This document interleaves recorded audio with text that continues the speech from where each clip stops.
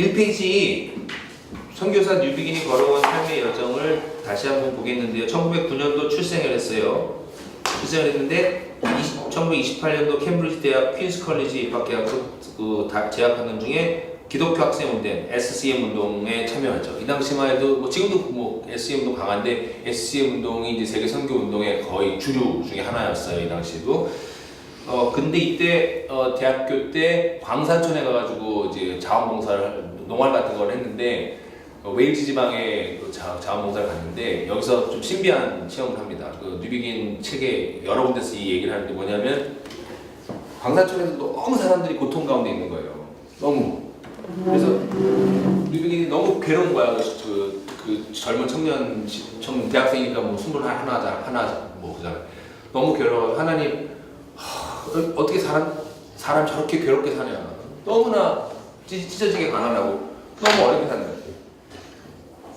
그래서 뉴비긴이 막 그 인간의 고통에 대해서 막 이렇게 막 괴로워하고 있는데 환상을 봐요. 환상을. 그래서 하늘에서부터 쫙 이렇게 십자가가 그 광산 쪽까지 쫙 내려오면서 십자가로 하늘로부터 광산 쪽까지 이렇게 십자가가 연결되는 굉장히 신비스러운 환상을 봐요. 비전을.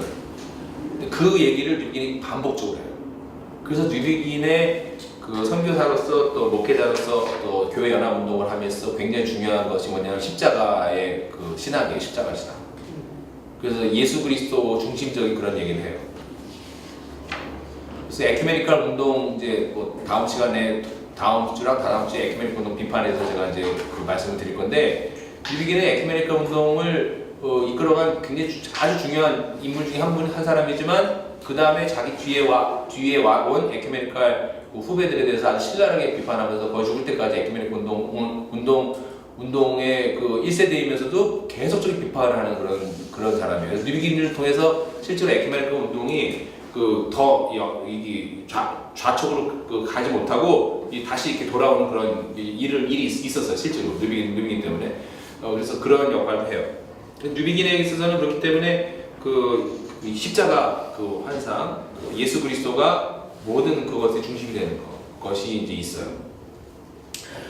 그 다음에 아까 말씀드린 것처럼 선교사로서 36년도에 파송이 됐는데 파송되고 나서 큰 교통사고를 당해요. 인도에 오자마자. 그래가지고 다시 공국으로 소환되죠. 소환돼가지고 이제 굉장히 여러 번 그 수술을 받아요. 여러 번 수술 받아가지고 39년도에 다시 인도로 파송받아요. 39년도에 인도로 파송받아 아까 말씀드린 것처럼 남인도교회 연합을 위해서 8년 정도 열심히 그 대화에 참여해요. 처음에는 이제 뭐 신참이니까 처음에는 영국 성공회 교회가 아닌 그 개신교, 기타 개신교, 그죠? 장로교, 감리교, 회중교회 중심의 어떤 또 조직이 있었어요. 연합체가 원래가. 그게 또 오래된 연합체예요. 그게 뭐냐면 IS 이거 뭐냐면 South India United Church라고 South India United Church라는 그 약칭을 가진 연합체가 있었어요. 이거 뭐냐면 장로교, 감리교, 그 다음에 회중교회 그 이 선교사들이 이런 연합체를 만들었대요. 그러니까 남인도 교회를 하나로 만들려고 South India United Church를 이렇게 해가지고 이렇게 만들자라는 운동이 있었어요. 근데 앵글리칸 처치를 빠졌어요. 여기는. 앵글리칸 처치 자체가 워낙 커 덩치가 워낙 크기 때문에 앵글리칸 처치는 따로 이렇게 대화를 해야 되는 그런 상황이었어요. 근데 재밌는 거는 앵글리칸 처치의 그 앵글리칸 그 신부님들과 또 이 30년 지나가면서 인도에서 그 자라난 또 아자레아라고 하는 세계적인 이분은 세계적인 그 성공의 신부님이에요. 그 남인도 교회가 탄생하는데 탄생하기 전에 돌아가셨는데 탄생하는데 그 밑바닥을 그 파운데이션을 깐 사람이에요. 그 아자리아 이분은 아주 굉장히 중요한 인물이거든요. 이 인도 교회 역사에서는. 근데 아자리아 신부가 또 중요한 역할을 해요. 그래서 뉴비긴은 근데 이거 SIUS 남인도 연합교회 연합체 여기에서 장로교 선교사 대표로 참여해가지고 대화를 계속했는데 이 자체도 막 안 되고 막 무산될 위기가 오고 그랬어요. 그런데 어쨌든 결과적으로는 뉴비긴이 굉장히 젊은 층에 속했는데 그러니까 뭐 하나님이 은사를 주신 것이죠. 글 쓰는 은사, 시각적인 그런 은사 이런 걸 주셔가지고 뉴비긴을 통해서 여기랑 그다음에 앵글리칸 처치, 앵글리칸 그 교회랑 연합을 해가지고 1947년 9월 27일 남인도 교회가 탄생하는 그런 역사적인 사건이 있죠. 이건 교회 역사책 어느 역사책을 보더라도요, 그 교회 연합 운동의 가장 놀라운 기적적인 그리고 기억할 만한 그 다음에 축복받는 그런 사건이 이 사건이에요. 그 모든 교회 역사책에 다 이렇게 나와요. 그 남인도 교회가 탄생할 때 그 당시 그 기사들 보면은요, 전부 다 막 흥분하고 환호하고. 왜 그렇겠어요? 2차 세계대전으로 완전히 다 완전 숙대받은 난 상황에서 화합의 어떤 역사가 일어난 거 아니에요, 이게 지금, 그죠? 서구 선교사들 안에서도 화합, 그죠? 인도 피식민지국 안에서도 화합. 여러 가지 면에서 지금 그 2차 세계대전 이후에 완전히 그냥 평평화된 그런 기독교 세계 안에서 어떻게 보면은 황무지에 핀 꽃과 같은 그런 아주 기쁜 소식이 된 게 바로 이 남인도 교회 사건이었어요. 뉴비긴이 이때 37살. 굉장히 젊죠. 그리고 나서 은퇴 후에는 은퇴 후가 아니라 인도 선교사로 사역하고, 그 다음에 선교사지만 이제 감독이죠. 감독, 그 다음에 에큐메니컬 리더로서 사역과 하시는데, 에큐메니컬 리더로서 하는 건 다음 주나 다다음 주에 제가 지금 좀 더 자세히 살펴볼 것이고요. 그 다음에 1974년도에 은퇴한 다음에 영국에서 선교학자와 지역교회 목사 한 70명, 80명 되는 작은 교회, 그 다민종이 모이는, 특히 이제 인도나 파키스탄에서 온 이민자들이 많은 그 버밍햄에 있는 작은 교회에서 윈저 그린이라는 작은 교회에서 목회를 해요. 또 재밌는 거는 URC라고 United Reformed Church라고 있어요. 영국에 United Reformed Church. 그러니까 뭐 장로교, 감리교, 뭐 회중교회 이런 교회들이 영국에서 다 작은 군소 교단이거든요. 그 성공회와 감리교는 감리교도 아니에요. 성공회를 빼고는 다 군소 교단인데, 그 군소 교단들이 유나이티드 리폼 처치를 만들었어요. 80년대 후반쯤에 만들면서 뉴비긴한테 초대 총회장을 해달라고 부탁을 해요. 상징적으로. 그래서 뉴비긴이 이 URC의 초대 총회장이 또 되죠. 그래서 우리 개신교 교단들은 이 URC랑 다 이렇게 교류를 많이 해요. 그 개신교에서는 합치는 잘 모르겠는데 거기도 아마 여기랑 교류할 거예요. 아마 여기 왜냐하면 개신교 앵글리칸이 아닌 개신교 나머지는 다 여기랑 많이 교류를 하거든요. 이거 가지고 얘기하라는데 하나도 안 썼네. 몰라. 녹화 잘못해서 알아서 하시고.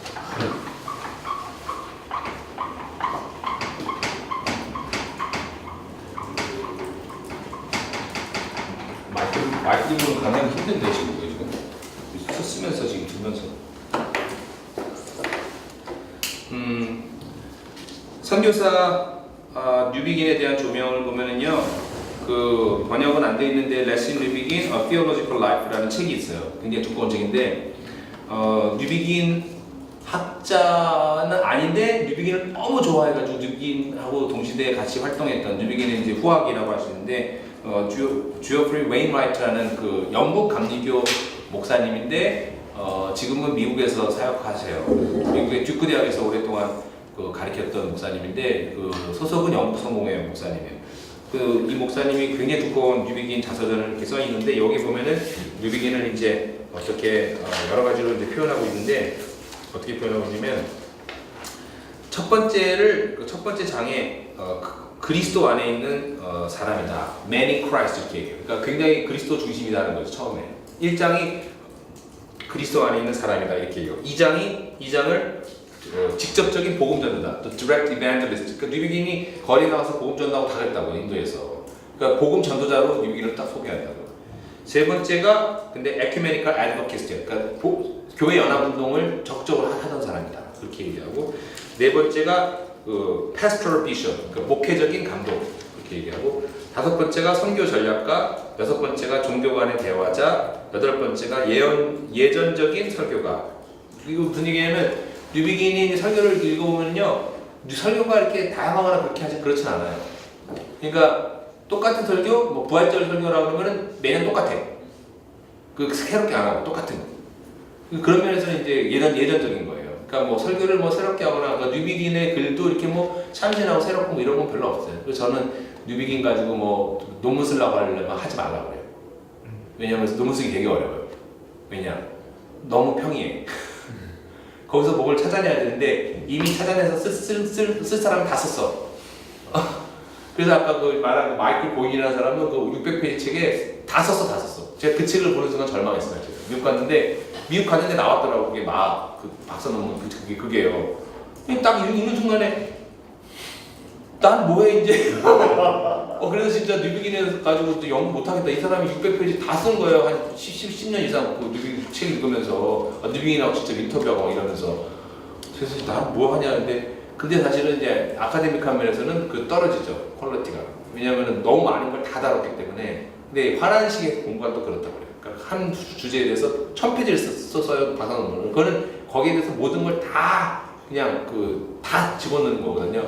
근데 뭐 저희 미국에는 그렇게 그렇게 쓰게 안 하니까 나중에 하나님이 저는 딱 마음을 주셔가지고 저는 이제 뉴비긴의 그 논쟁 선교적인 대화 나눴던 부분만 딱 톱탑을 딱 찍어가지고 했거든요. 그래서 뉴비긴 삶 전체를 훑었지만 뉴비긴이 논쟁했던 그 선교적인 대화 논쟁을 가지고 저는 이렇게 연구하고 글을 썼기 때문에 이제 글이 좀 풀어질 수 있었어요. 그렇지만 일반적으로 뉴비긴의 뭐 설교 같은 거 제가 다 봐도 그거 뭐 쓸 수 있는 게 없어. 똑같은 설교만 계속 한다니까요. 그 뉴비긴이 그 설교한 것 중에 그래도 남아있는 게 요한복음 강해예요. 그 번역돼 있어요. 그 The Light Has Come이라는 원래 제목은 The Light Has Come 빛이 세상에 왔다는데 한국에는 뉴비긴이 요한복음 강해가 해가지고 IBP에서 한번 번역돼 있을 거고 일찍 제일 먼저 번역된 책 중에 하나예요. 홍동영 강사님. 왜냐하면 그 내용이 되게 좋아요. 뉴비긴의 선교신앙의 또 되게 중요한 부분은 요한복음의 축을 가지고 선교에 대한 걸 이해하죠. 그것이 굉장히 중요하죠. 그러니까 아버지가 나를 보내신 것처럼 나도 너희를 보낸다. 그게 사실 이제 나중에 보면은 미시오데이의 그 미시오데이라는 하나님의 선교의 중요한 그 성경 구절인데 마태복음 28장에 그 우리가 보통 얘기하는 그 선교 명령 있잖아요. 위 명령, The Great Commission 그것 가지고 다 얘기하면 안 된다. 그러니까 땅까지 가라는 그 명령도 수행해야 되지만 아버지가 아들을 보내신 것처럼 우리를 누가 보냈는가? 그러니까 하나님의 방법으로 하나님이 우리를 보냈기 때문에 하나님의 방법으로 선교하는 것이 중요하다. 52개가 같이 가야 된다는 얘기를 뉴비긴이 하죠. 뉴비긴이 혼자 하는 것이 아니라 뉴비긴 시대에 많은 그 선교사들과 선교 동력가들이 그 이해를 이제 하기 시작했어요. 요한복음의 중요성. 이 뉴비긴에 관해서 그 책이 이제 몇 권 나와 있는데 그 중에 Scandalous Prophet라는 그 책 논문집이 있어요. 근데 뉴비긴에 관해서 여러 사람이 쓴 글 모음인데 제목을 Scandalous Prophet 이렇게 붙였어요. 왜냐? 파문을 일으키는 예언자 같다 그렇게 얘기한 거예요. 그러니까 뉴비긴은 굉장히 논쟁적인 사람이에요. 굉장히 논쟁. 그래서 많은 그 논쟁을 하고 많은 싸움을 벌였어요. 그 싸움을 벌이는 대상이 여러 대상이 있는데. 그 대상 중에 오늘은 제가 그 성공의 교회에 대해서 간략하게 말씀드렸잖아요. 말씀드렸는데 그 다음 주에는 에큐메니칼 운동가들과의 그 논쟁 다음 주나 다다음 주에 제가 또 말씀드리고 그 다음에 또 이제 그 선교 그 교회 성장학을 이끌어갔던 그 도널드 맥가브란 박사랑 또 논쟁이 벌어져요. 그 부분을 또 이제 좀 짚어볼 거예요.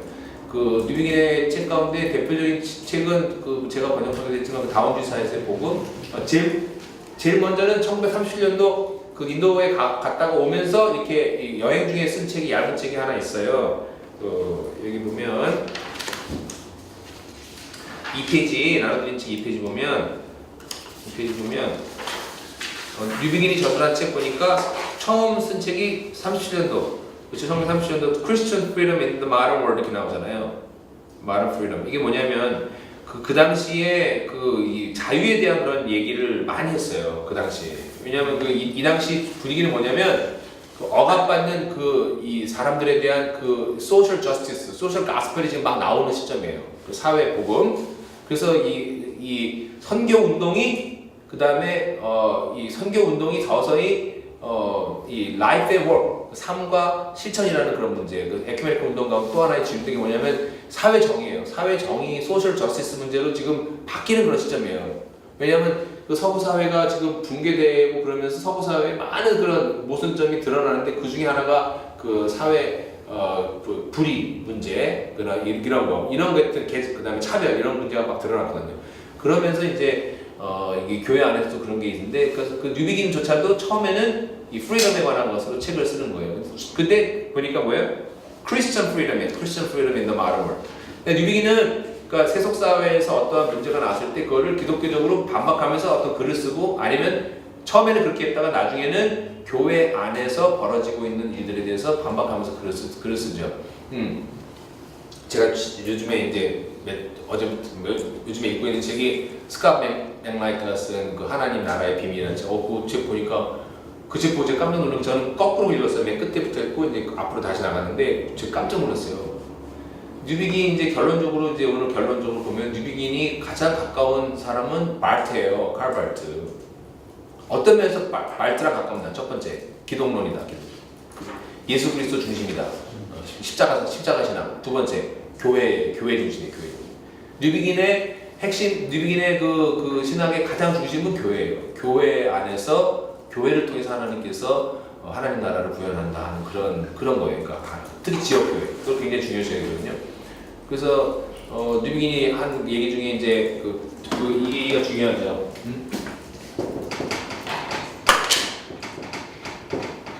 영어로만 써서 죄송한데요.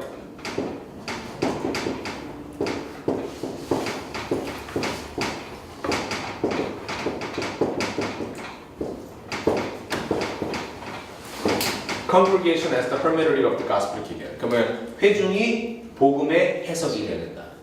이건 뭐 저도 목회자로서 제가 뭐 마음에 품고 있는 목회 철학 같은 거이기도 해요. 그러니까 회중은 교회 공동체라는 것은 복음을 해석해내야 되는 거예요. 복음을 보여줘야 되는 거예요. 복음의 내용과 복음의 그 안에 복음의 맛을 보여주고, 복음의 내용을 보여주고, 복음을 실제로 이렇게 실현해 보여주고, 사람들이 볼 수 있도록, 세상 사람들이. 그러니까 이 복음을 해석하는 것을 회중해야 된다 하는 거거든요. 뉴비긴이. 이게 뉴비긴이 얘기한 결론이죠, 사실 교회론에. 이런 부분이 사실은 말트의 신학하고 연결돼요. 그런데 그 맥라이트 책 보니까 완전 이거더라고요. 맥라이트 진짜 되게 재밌더라고요. 되게 재밌고, 독서를 일단 잘하셨고, 분석도 굉장히 예리한데, 맥라이트 책이 뭐죠? 하나님 나라 운동을 할 때 복음주의건 무슨 에큐메니칼이건 진보건 보건 할 것 없이 지금 그 정신을 못 차리고 교회 밖에서 뭔가를 자꾸만 하려고 그러는데, 그건 아니지 않는가. 결국 교회를 통해서 하나님께서 세상 가운데 뭔가를 보여주시는 거지, 교회 밖에서 뭔가 한다는 거는 뭐 교회를 부정하는 거 아니야. 결국은 교회가 마음에 안 든다는 거죠. 그렇지? 교회가 마음에 안 들고 잘못됐으니까 교회 밖에서 뭔가를 해야 된다는 건데, 그거는 말이 안 되는 거지. 교회가 잘못했으면 교회를 바꾸고 그렇게 그럼 세상을 고치면 뭐 그럼 뭐 세상이 교회가 되나? 결론은 그거거든요. 그 책 전체는 100% 동의하죠. 저도 동의하죠. 세상이 잘못되고 교회가 망가졌을 때 그럼 세상 나가 세상을 변화시키면 세상이 교회가 되나? 세상이 하나님 나라가 되고 그러나? 아니죠. 결론을 이렇게 얘기해서 간디가 참 선한 일 많이 하고 착한 일 많이 했지만, 그럼 간디가 하나님 나라를 이끌어간 그 사람이냐? 그렇게 얘기할 수 있는가? 나는 그렇게 얘기 못한다. 그렇게 처음 서두가 그렇게 시작하고 끝이 그렇게 나와요. 간디를 비롯해서 많은 사람이 좋은 세상을 만들기 위해서 애를 쓰는 거, 그거 나쁜 거 아니다. 좋은 거다. 그러나 그리스도인은 세상을 좋은 세상 만들기 위해서 부르는 건 아니다. 좋은 세상을 만드는 것과 하나님 나라가 되는 건 그건 다른 이야기다. 차원이. 그리고 하나님 나라라는 것은 그 교회 안에서 하나님이 교회를 통해서 이뤄나가는 것이다. 이제 그렇게 얘기해요. 저는 그 부분에 대해서 거의 같이 공감을 하죠. 그 부분이 뉴비긴하고 똑같아요, 사실은. 그래서 그 맥라이트 책에 뉴비긴 인용은 많이 없는 것 같은데, 분명히 뉴비긴 굉장히 잘 아는 분일 거예요. 근데 신학적인 흐름 자체가 맥라이트나 뉴비긴이랑 같다고요, 말트나. 굉장히 보수적인 것 같지만 그 안에서 그 나랑 다른 생각을 가지고 있는 사람에 대해서 성경적으로 신앙적으로 비판하는 거예요. 그렇다고 막 뭐 이렇게 미워하면서 저주하면서 비판하는 것이 아니라, 그건 아니지 않습니까? 이렇게 비판하는 거예요. 그건 아니지 않습니까? 뉴비긴이 이제 논쟁하는 방법이 좀 그런 거죠.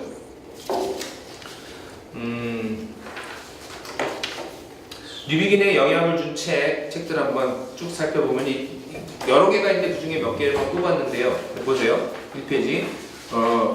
니버의 The Nature and Destiny of Man, 인간의 본질과 운명이라는 책인데, 이거 딱 이런 책에 영향을 받았다는 거는 굉장히 인간의 현실에 대해서 아주 치열하게 고민하고 있다는 얘기예요.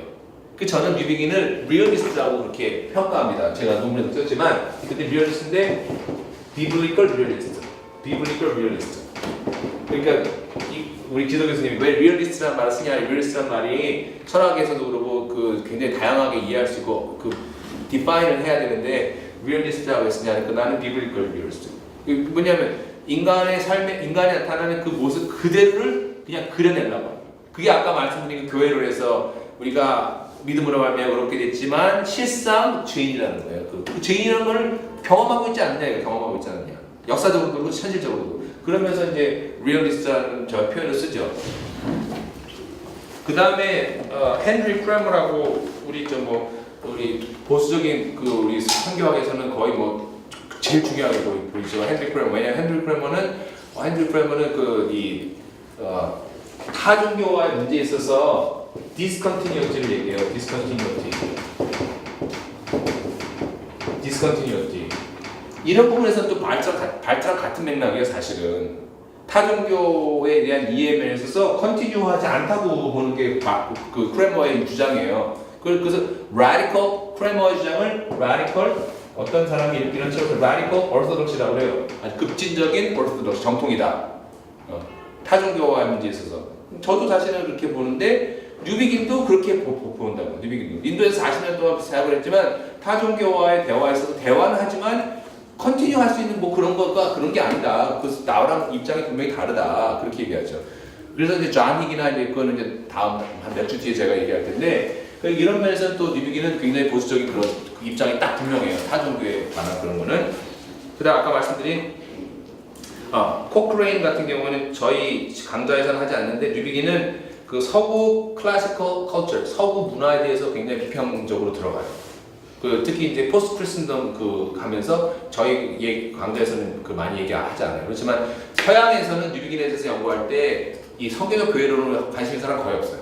서양 사람들은 전부 다 포스트 크리스턴덤 크리스턴덤 비판 관점에서 다 뉴비긴에 대해서 그 계몽 사상 비판하는 쪽으로 해가지고 다 논문이 다 나와 있고 다 그러거든요. 아니면 타종교와의 관계, 우리하고 좀 관심 자체가 좀 달라요. 아까 말한 램지 그 책을 제가 말씀드렸죠. 그 다음에 롤랜드 알렌은 미셔널 메소드인데 이거 롤랜드 알렌은 그 선교에 있어서 굉장히 중요한 이론을 제공하는 사람이에요. 굉장히 중요한 사람이에요. 그 선교 역사에 있어서 이분이 쓴 책이 The Spontaneous Expansion of the Church and the Causes which Hinder It. 그러니까 자발적인 교회의 확산에 관한 이 책이 굉장히 유명한 책이에요. 중요한 책이고 이 책에 영향을 많이 받아가지고 뉴비긴도 교회가 성장하는 그런 모습은 성령으로 말미암아 이렇게 자발적인 그런 모습이어야 된다. 인위적으로 하면 안 된다. 재밌는 거는 이 책에 영향을 또 크게 받은 사람이 누구냐면 도널드 맥가브란이에요. 교회 성장의 태도. 똑같이 이 사람한테 영향을 받았는데 맥가브란은 성령의 자발적인 그런 확산을 지지하지만 거기에 사회과학적인 그런 방법론을 도입하는 거예요. 근데 그러니까 가는 길이 달라요. 그 부분은 제가 어떻게 이해하는지 나중에 또 한 강좌에서 말씀드리겠습니다.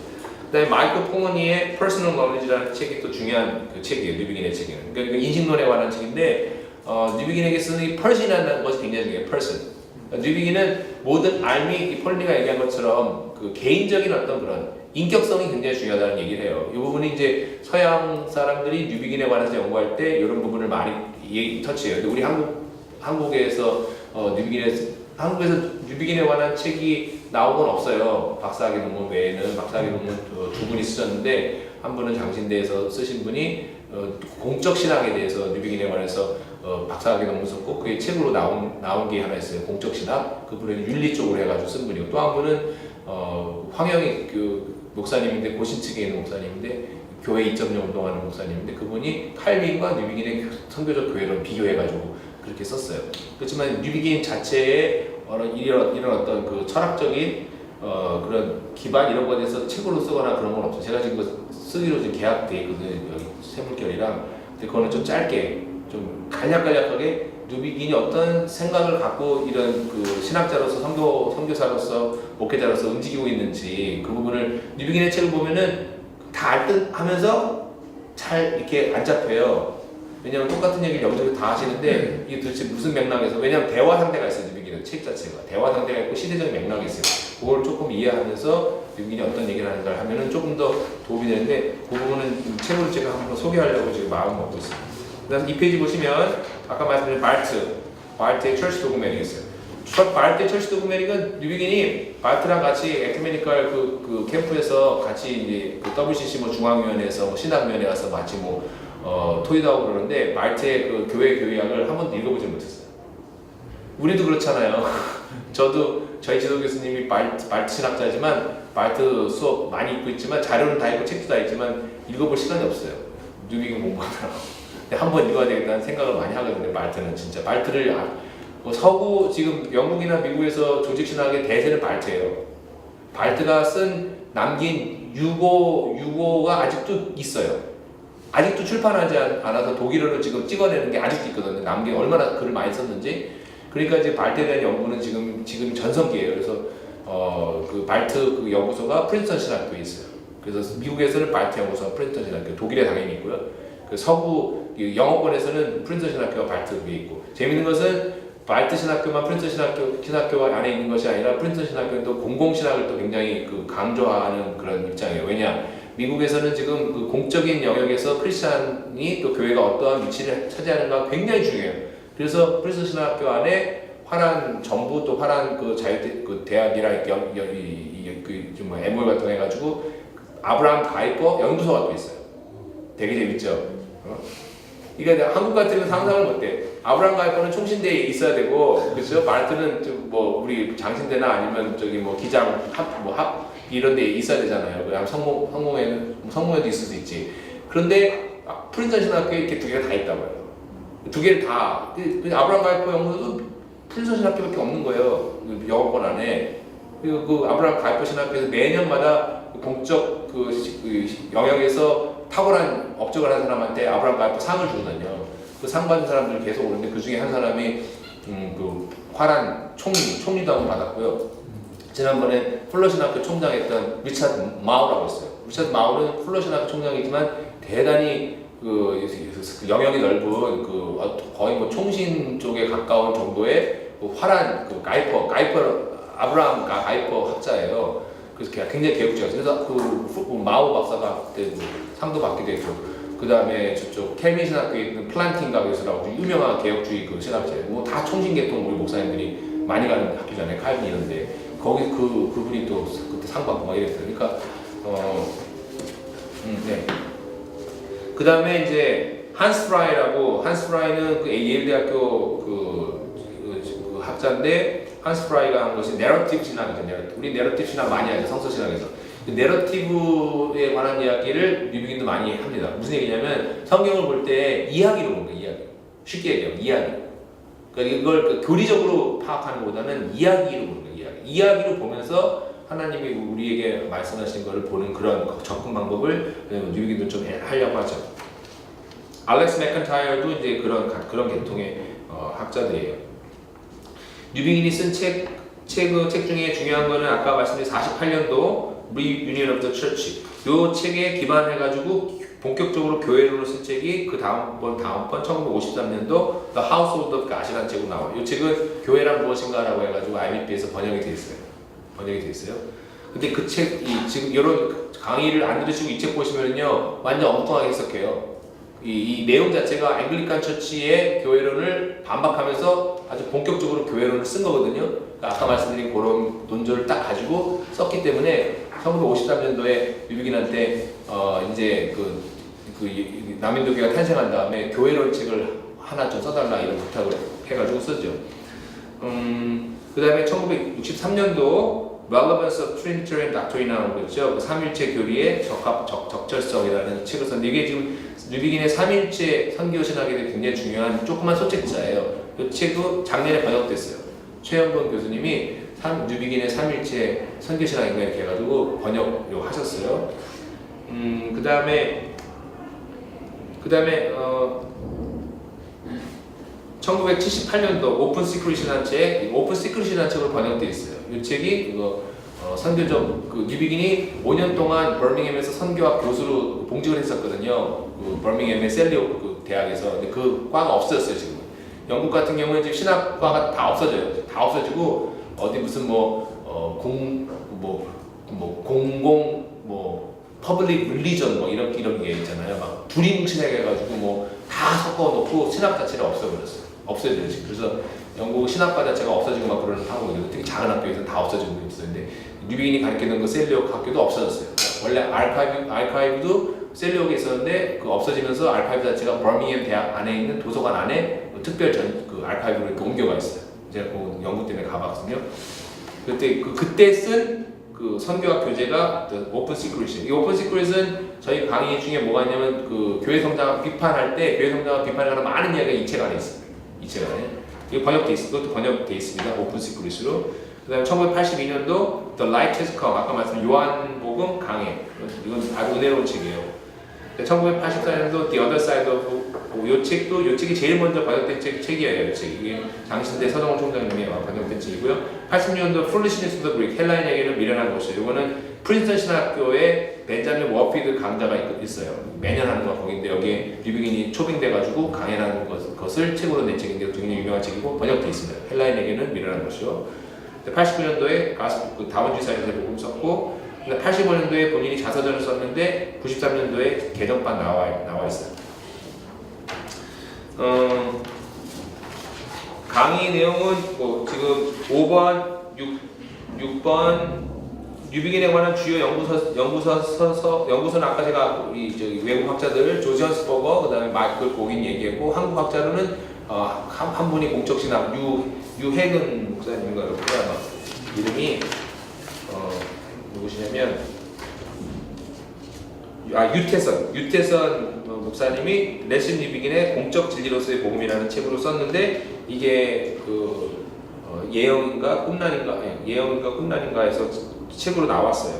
그다음에 황영익 박사가 목사님이 쓴 레슨 뉴비긴의 성교적 교회론과 존 칼빈의 성교론에 관한 비교해보고 이 책도 나와 있어요. 서점에 나와 있고 그다음에 20세기 전반부 세계선교회란 제가 쭉 다 말씀드렸죠. 그 다음에 7번 뉴비긴이 영국 성공회 교회에서 벌린 교회론 논쟁 그리고 아까 다 설명을 드렸습니다.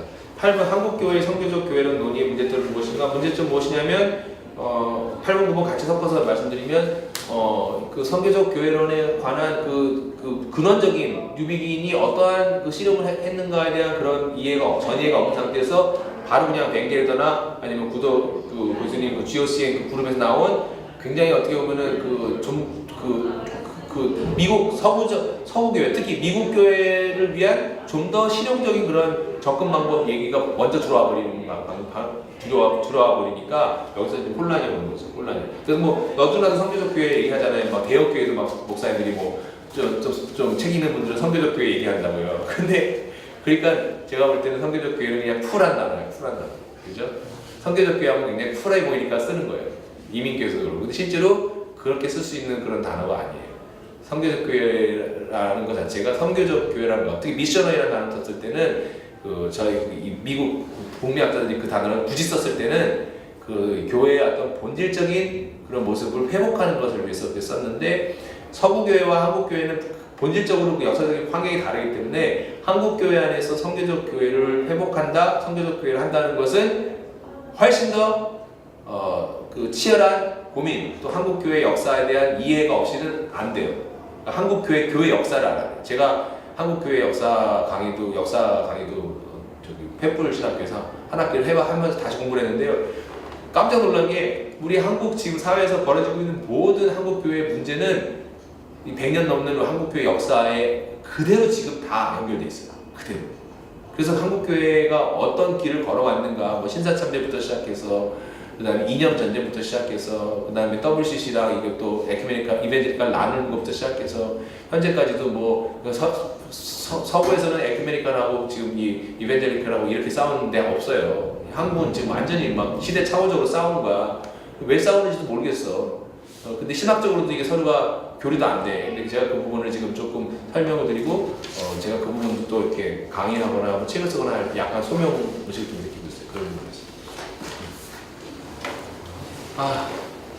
강의는 마쳤습니다. 혹시 질문 있으신가요? 질문 있으시면 잠깐만 받도록 하겠습니다. 이 뒤에 보면 다른 건 없을 것 같아요. 유비인이 이제 교회 간에 이제 연합에 대해서 공조를 했다고 하는데 그 연합의 의미가 어떠한 차원에서의 연합을 얘기하는 건지 이제 전통 입장에서 이제 복음과 전통이라는 것을 가지고 복음은 본질적인 것을 추구해야 되고 그 안에서 이제 연합을 해야 된다는 이야기로 제가 이해를 했는데 그렇다면 그 연합이라는 성질이 어디까지의 연합을 이야기하는 것이고 그리고 또 그것이 어떤 전통과의 관계성이 있어서 어떻게 이해를 하는 건지 굉장히 중요한 아주 핵심을 찌르는 질문이고요. 거기에 대한 얘기는 다음 주, 다다음 주에 다 얘기가 되는데 그 한 가지만 그냥 결론적으로 말씀드리면 다음 주 들어가기 위한 이제 미리 말씀드리면 뉴비긴뿐만 아니라 그 당시에 그 1940년대 그 당시 30년 40년 당시에 서구 선교사 선교 리더들이나 그 세계교회를 이끌어가는 리더들 현장에 있던 사람들의 생각은 교회가 연합이 돼야 되는 그 절박한 필요가 있었어요. 왜냐하면 세상이 지금 분열됐잖아요. 그것도 기독교 국가들이. 그래서 2차 세계대전 동안에 아프리카 같은 데서는 독일 선교사들이 엄청나게 공경에 빠진 거예요. 독일 선교사들이. 왜냐하면은 독일 선교사들은 자기가 저거잖아. 지금 전쟁 일으키는 당사국 아니에요. 그리고 그 선교지에서 독일 선교사들을 어떻게 보면 적군으로 여겨야 되는지 어떻게 해야 되는지 그런 논쟁이 있었는데 다행인 거는 선교사들 세계 안에서는 그런 갈등이 많이 없었어요. 그리고 그런 그 전쟁으로 인해서 이렇게 갈라진 거를 우리까지 그렇게 하면 안 된다는 그런 게 굉장히 많아가지고 그 선교 현지에서는 선교사들이 서로가 이렇게 보호해주거나 이렇게 하고 서로가 총질하고 이런 일이 없었어요. 그랬기 때문에 그 세계대전 끝나고 나서 나온 운동이 이제 에큐메니컬 운동 당연히 나온 거예요. 왜냐하면 교회가 하나 되는 모습을 보여야지 이 세상에 복음을 전할 수 있는 그런 상황인 거였어요. 상황 자체가. 그래서 선교를 위한 교회예요. 선교를 위한 교회. 뉴비긴이 얘기한 교회 연합은 선교. 미션 때문에 교회 연합해야 돼. 미션 때문에. 그래서 이제 선교적 교회론에 대해서 얘기할 때 교회가 본질이 선교고 선교를 하려는 교회는 당연히 하나 되는 걸 추구해야 된다. 그렇게 나가는 거예요. 그거는 이제 우리가 선교지의 현장에 있는 제 동료나 선교 나가는 선교사님들이 다 얘기하는 거예요.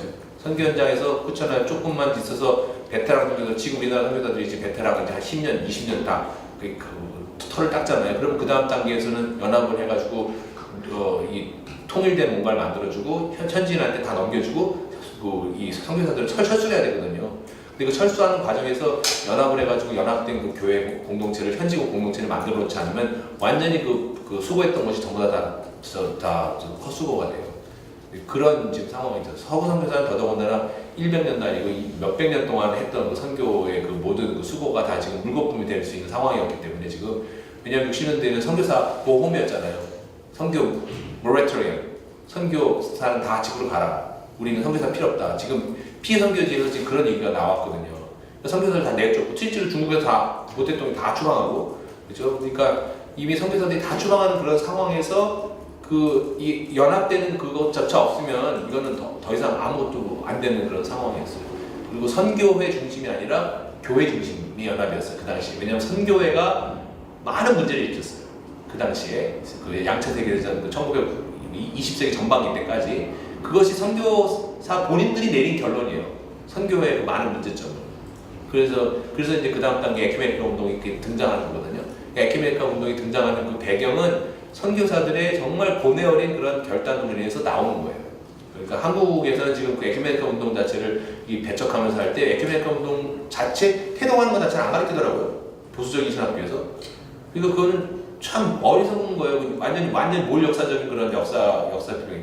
그러니까 제가 에큐메니컬 비판할 때는 저도 비판할 때 어떻게 하면 시대별로 또 인물별로 또 그 기구별로 그 에큐메니컬 운동을 비판해야지 싸잡아서 에큐메니컬을 다 비판한다는 건 교회 역사적으로 다 비판하는 거예요. 그리고 앞으로 미래적으로도 교회 연대를 못해요. 그거는. 그래서 그렇게 이제 저는 얘기하죠. 네. 다음 시간에 또 뵙도록 하겠습니다. 다음에 에큐메니컬 운동 2번 연속으로 하니까 그때 질문도 많이 해주시면 되겠습니다. 수고하셨습니다. 수고하셨습니다.